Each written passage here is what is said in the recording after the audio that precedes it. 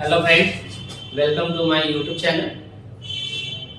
मैं चंद्रकांत सर और आज मैं क्लास 9th का एसएसटी का सोशल साइंस का एक चैप्टर भूगोल का लेकर आया हूं। इसको हम सोशल साइंस का एक भाग भी बोलते हैं, भूगोल। इस भाग में आज हम लोग भूगोल के बारे में जानेंगे। भूगोल से रिलेटेड क्वेश्चन जैसे संसाधन। तो आज हम लोग सबसे पहले भूगोल पर हम बात करते हैं। ठीक है दोस्तों, भूगोल भूगोल शब्द की उत्पत्ति दो शब्दों से मिलकर बना है। भूगोल शब्द की उत्पत्ति दो शब्दों से मिलकर हुआ है। पहला है भू और दूसरा है गोल। यानी भू का अर्थ होता है पृथ्वी और गोल का अर्थ होता है गोलाकार। ठीक है। भूगोल की जनक हिकेटियस को कहा गया है। भूगोल कहते किसे हैं? भूगोल जो हमें पृथ्वी के ऊपरी स्वरूप तथा प्राकृतिक के विभागों से, प्राकृतिक के जो विभागों के बारे में अध्ययन हमें कराती है उसे हम भूगोल कहते हैं। इसके बाद दोस्तों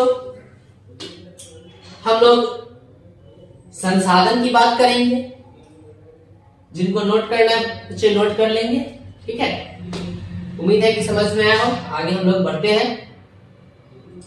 भूगोल शब्द की उत्पत्ति दो शब्दों से मिलकर हुआ है।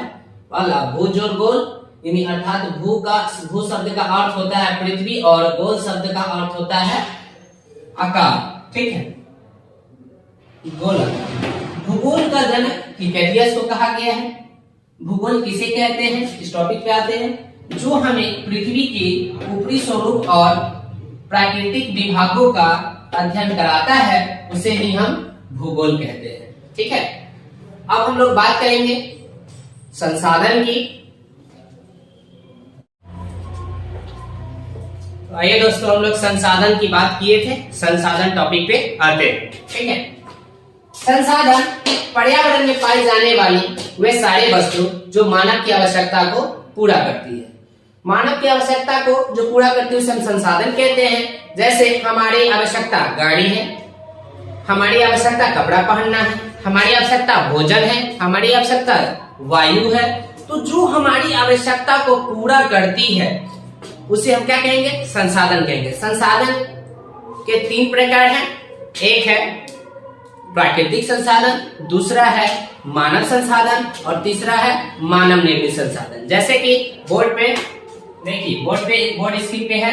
पर्यावरण में पाई जाने वाली वे सारी वस्तुएं जो मानव की आवश्यकता को पूरा करता है संसाधन कहलाता है। संसाधन के प्रकार, संसाधन के तीन प्रकार है, प्राकृतिक संसाधन, मानव संसाधन और मानव निर्मित संसाधन। इन तीनों का अलग अलग बच्चे भाग है, उत्पत्ति के आधार पे, बनावट के आधार पे। तो ये सारे आगे क्लास में हम आपको बताएंगे।